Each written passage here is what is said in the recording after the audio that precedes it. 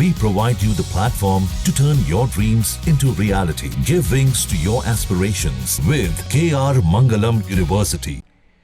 उत्तरकाशी में rescue operation को लेकर क्या परेशानी आ रही है, इस बारे में न्यूज़ नेशन संवाददाता रमेश भट्ट ने उत्तराखंड के रोड एंड ट्रांसपोर्ट राज्य मंत्री अजय टम्टा से बात की है।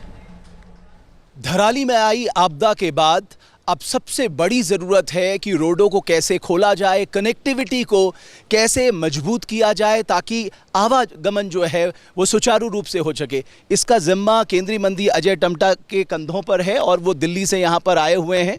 बुनियादी तौर पे उत्तराखंड से ही है, लेकिन इस समय वो जो पापड़गाड़ है, जो भटवाड़ी के पास आज जो मार्ग खोला गया है बीआरओ द्वारा, वहाँ पर से होकर वो आए हैं।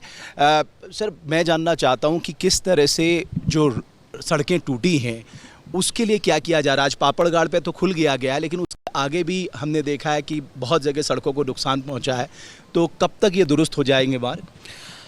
देखिए, सबसे पहले तो जो धराली की घटना हुई है अचानक बादल फटने के कारण से, जो आपने वीडियो में फोटोग्राफ में देखा और जिसका कि पूरे देश के अंदर सभी को दुख भी है, मगर उसके बाद दूसरी समस्या ये है कि जो लोग वहाँ पर को आपदा से ग्रसित हुए हैं उनको वहाँ से निकाला जाए। उसके लिए सरकार के माध्यम से लगभग 300 लोगों को वहाँ से रेस्क्यू किया है और माननीय प्रधानमंत्री जी, गृह मंत्री जी के लगातार हम सब पूरे तरीके से साथ में उन्होंने भी अपना साथ दिया है। मुख्यमंत्री जी ने स्वयं 2 दिनों से कैंप किया है और मैं भी 2 दिनों से यहीं हूँ। मैं बाई रोड, क्योंकि पहले रोड कनेक्टिविटी अच्छी होनी चाहिए तभी हम रेस्क्यू करने में आसानी होगी। तो हमारा ऋषिकेश से मैं कल यहाँ आने तक, अपने उत्तरकाशी तक, तो जो हमारे करीब 7-8 पॉइंट थे उनको क्लियरेंस मिलते रहिए। आगे भी हम बहुत सारा चीज़ जो हमने अभी किया है, भटवाड़ी तक भी हमारे कई जगह पे रोड ब्लॉक थे, उन सभी रोड ब्लॉक्स को हमने आज क्लियर कर लिया है। और अभी मनेरी से हमारा एक पुल हमने, जो कि हमारे लिए एक बहुत ज़रूरी था क्योंकि एक पुल पूरा वॉश आउट हो गया है गंगवानी में, तो वहाँ पर हमको वो रोड पर आगे हरसिल जाने के लिए और धराली जाने के लिए वो रोड चाहिए। तो इसलिए हमने हमारे 3 ट्रक अभी उसके जो वैली ब्रिज जाना है, उस वैली ब्रिज को हमने आगे ले जाना शुरू किया। 10 ट्रक को हम आज शाम तक ले जाएंगे। कल से वहाँ पर जो वैली ब्रिज है उसको हम लगाना या एरेक्शन करना चालू करेंगे। मेरे पूरे रोड डिपार्टमेंट के लोग, चाहे बीआरओ है, चाहे हमारी स्टेट गवर्नमेंट के सारे रोड विंग्स हैं, ये सारे लोग मिल कर के इस अभियान को जोड़ रहे हैं।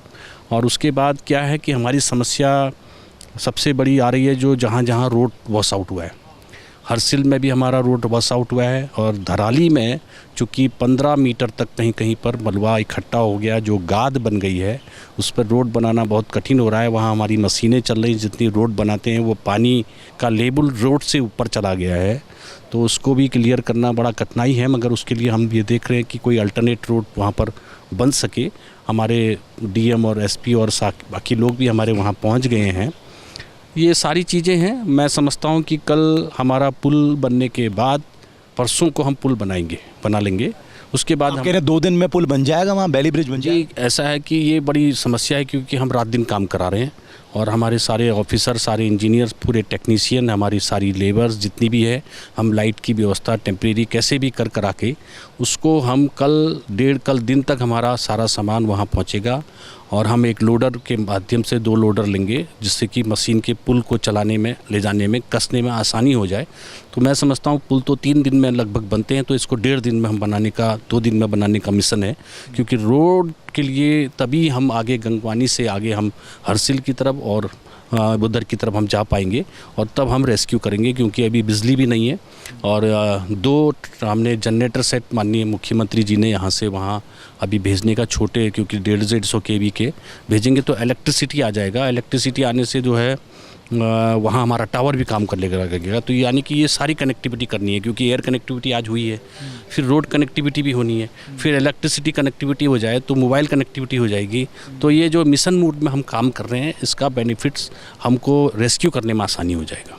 आप कह रहे हैं कि बहुत जल्दी ही ये सारी चीज़ें दुरुस्त करने के बाद रेस्क्यू आसान हो जाएगा मतलब रोड कनेक्टिविटी से धराली तक आप कह रहे हैं 2-3 दिन में हम पहुंचने लगे, सड़क के मार्ग से पहुंच जाएंगे। एयर रेस्क्यू हमारा जारी ही है और बाकी हम यहाँ से कुछ टीम भी वहाँ भेज रहे हैं, चाहे वो हमारी इलेक्ट्रिसिटी के वायर जो शॉर्ट ख़त्म हो गए हैं उनको ठीक करने के लिए, बाकी के पानी के कनेक्शन को ठीक करने के लिए, लोगों को जो वहाँ सुविधा मिल सके वो टीम हमारी है। और वहीं हमारे डीएम एसपी लोग वहीं हैं, इसीलिए जो वो वहाँ की व्यवस्था संभाल सके, और टेक्निकल लोगों को वहाँ भेजा जा रहा है। वहाँ से जो हमारे रेस्क्यू होकर इफेक्टिव लोग हैं वो चिनौक के द्वारा भी आ रहे हैं, बाकी यहाँ भी उनको लाया जा रहा है। तो ये बड़ा ये है कि ईश्वर की कृपा से हम रेस्क्यू बहुत तेज़ गति के साथ कर रहे हैं, और इसीलिए मैं भी अपने रोड की कनेक्टिविटी को बहुत जल्दी दुरुस्त करूं, और सब मिल करके हम काम कर रहे हैं, और मैं समझता हूं ये बहुत जल्दी हमारा काम अच्छे से होना चाहिए। बहुत धन्यवाद अजय टम्टा जी न्यूज़ नेशन से बात करने के लिए। तो उन्होंने बड़ी महत्वपूर्ण बात की कि एयर कनेक्टिविटी के साथ साथ road connectivity, mobile connectivity,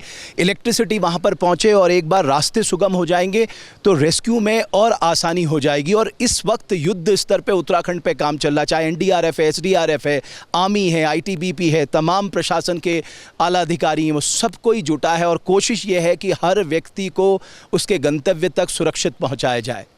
cameraman विकास के साथ रमेश भट्ट, न्यूज़ नेशन, उत्तरकाशी। जहां भक्ति है हर शब्द में, कथाओं में छिपे हैं दिव्य रहस्य, और ज्योतिष देता है जीवन को दिशा। धर्म से जुड़ी हर बातों को जानने के लिए हमारे चैनल स्तुति को सब्सक्राइब करें। चैनल पर जाने के लिए इस लिंक पर क्लिक करें।